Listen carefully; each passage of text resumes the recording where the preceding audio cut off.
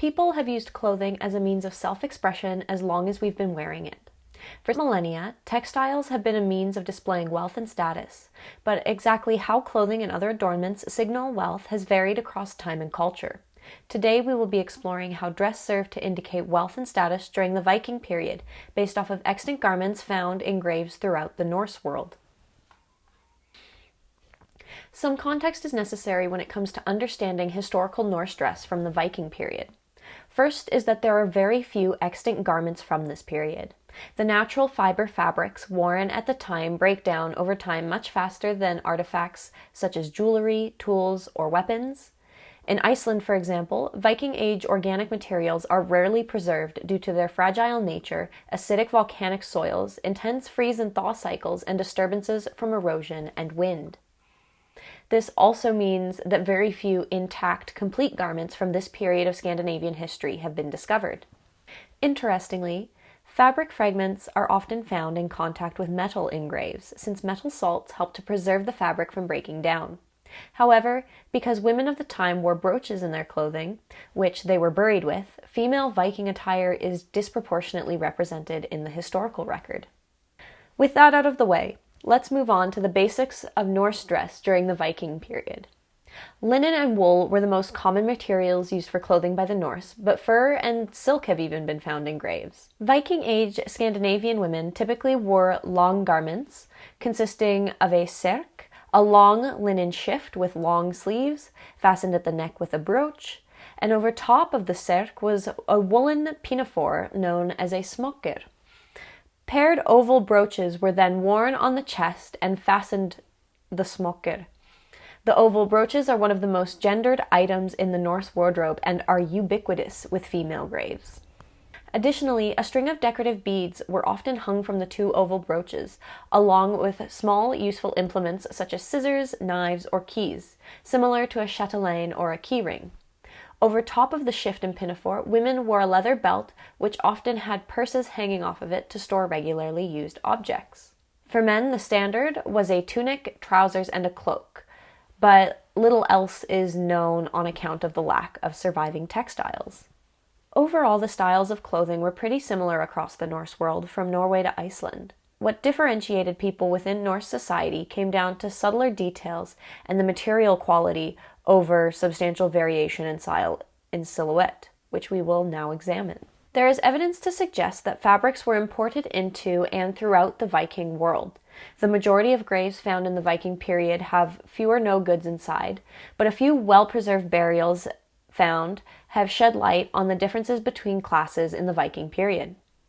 The types of materials used were one indicator of wealth and the status at the time, as they are today.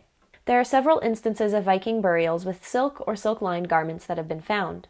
Silk, which comes from the cocoons of silkworms, had to be imported from far-off places and could only be afforded by very wealthy members of society. One of the best-preserved Viking burial mounds is from Bjerringhøj, Denmark, and contains fragments of fabric made from silk and gold thread, along with woven cuffs, fur fragments, and oval brooches, among other things. Most of these graves discovered yield few or no grave goods, whereas very rich burials contain weapons, riding gear, and jewelry according to sex, age, and social status. Thus, the preserved textiles featuring silk, gold, and precious dye stuffs emphasize the unique and high status of the individual interned in the mound at Bjerringhøj, suspected to be a male.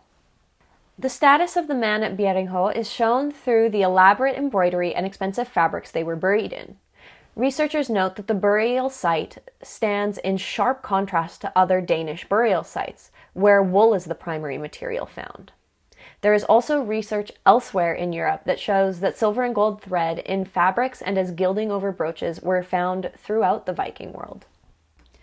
In the early 10th century, a young woman was buried near the modern farm of Ketilsstaðir in Ketilsstaðir in eastern Iceland. Upon excavation, it was discovered that this woman was buried with an array of objects, including two oval brooches, a trefoil brooch, and an unusually shaped piece of blue-gray chalcedony. The researchers said that her dress and visual appearance suggest that she died as a well-to-do woman affiliated with the dominant Norse stratum in the new colony. In a paper analyzing Ketilsstaðir, Smith and colleagues explained that, quote, in terms of jewelry, gold was the preferred metal of the elite during and before the Viking Age. However, it was rare in Iceland, where silver formed a more integral part of the economy, with everything assessed in terms of its value in silver. Despite gold's rarity, most jewelry of the period was made of bronze and gilded gold, which allowed symbols of power and wealth to be cheaply mass-produced. So just as in the modern day, someone wealthy might wear Rolex or Cartier as status symbols, which are then reproduced cheaper with less expensive materials for the general population to imitate, the Vikings wore ornate jewelry from precious metals as symbols of their status, which were also reproduced with less expensive materials. Throughout the Norse world and their extant burials, rank is first and foremost reflected in dress, garments, and jewelry that they adorn themselves with. While the overall structures of garments themselves is similar across the Icelandic, Norwegian, and Danish burials, signifiers of the owner's wealth can be seen through elaborate embroidery, expensive foreign fabrics, and the use of precious metals and stones, which differentiated the wealthy Norse from their less well-off brethren.